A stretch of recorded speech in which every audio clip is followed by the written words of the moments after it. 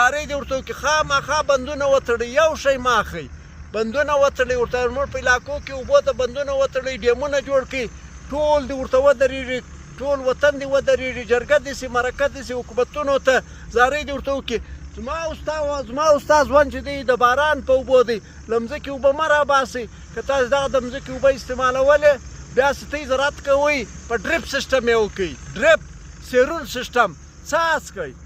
یعنې 2 انچه اوبه به 100 ایکړه مځکه چې ده دا باندې به فصل کې یعنې په 2 انچه اوبو تاسو په 100 ایکړه باندې زراعت کولی سوای کړ درته وویل عصمت کاکړ وایي دغسې بندونه وتړئ زه خراسان لورلایي کلاسیف الله مسلم باغ پښتني علاقه ټوله بلوڅي علاقه دغسې کندهار غزنی دغسې ورور جلال آباد دا پښتون ټول د باران په اوبو باندې باید ژوند وکړي باراني اوبه دا بندونه وتړي دا کوچني کوچني ډیمونه جوړ کړي دا پښتانه وطن و خلکو ته وایم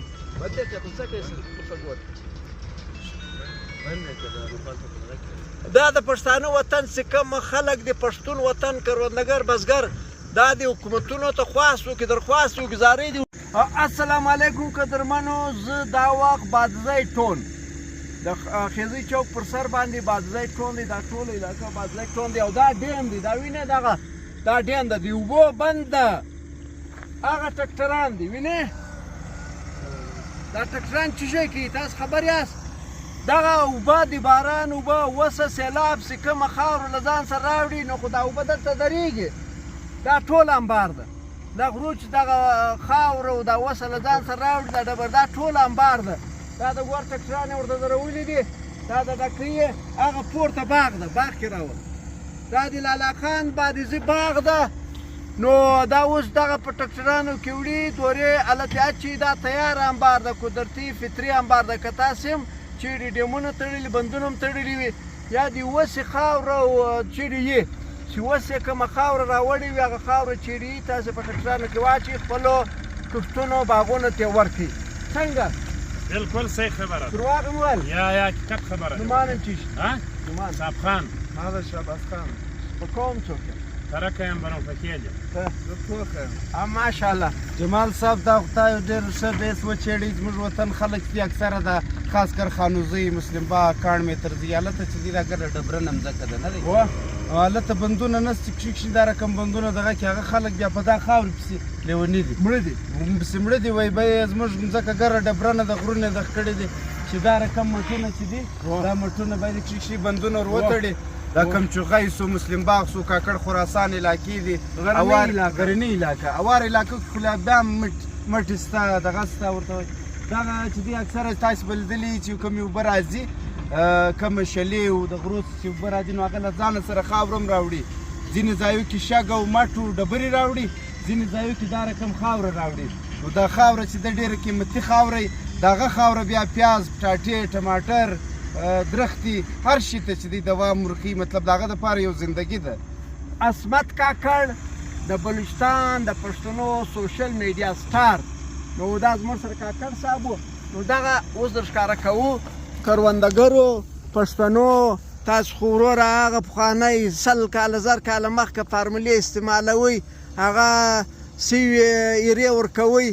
راسئ ژوندي سئ ډیمونه وتړئ که نه سوی تړلی کتی نه سوی تړلی سرکار یې تړي د هغه حفاظتونه دې وکړي ډیمونه وتړئ ویې تړئ دغسې کوچني کوچني بندونه دغسې په کورو کې مو وروره 14 فوټه پښې دي 14 انچه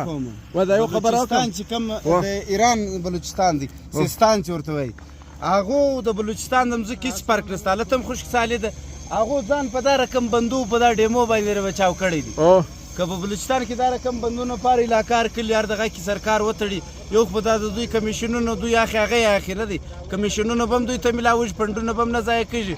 بل دا د خلکو د علاقې ګرده ګټه وي بیا بله خبره جمال صاحب ستا په علم کې اضافه کوم ډیمونه چې کوم جوړېږي په ډیمو کې تر حد زیات کرپشن په ډیمو کې کېږي چې په کوم علاقه کې ډیم یا بند شروع سي د علاقې مشران دې ګرده ورته درېږي یا مټیریل دې ګوري د هغه چې دا بندونه دي هغه ډبرې دې ګوري جالیانې دې ګوري دا په اسټیمیټ کې دا ګرد شاهي که ستا ته در معلوم و په تیر حکومتو کې 100 ډیمز پروجیکټ راغلی بلوچستان ته په هغه کې سم نیمه ډیمونه بیرته مات سو کلي د مخې یوړې لکه خسنو ستاسو علاقه دا ګلستان دا خواته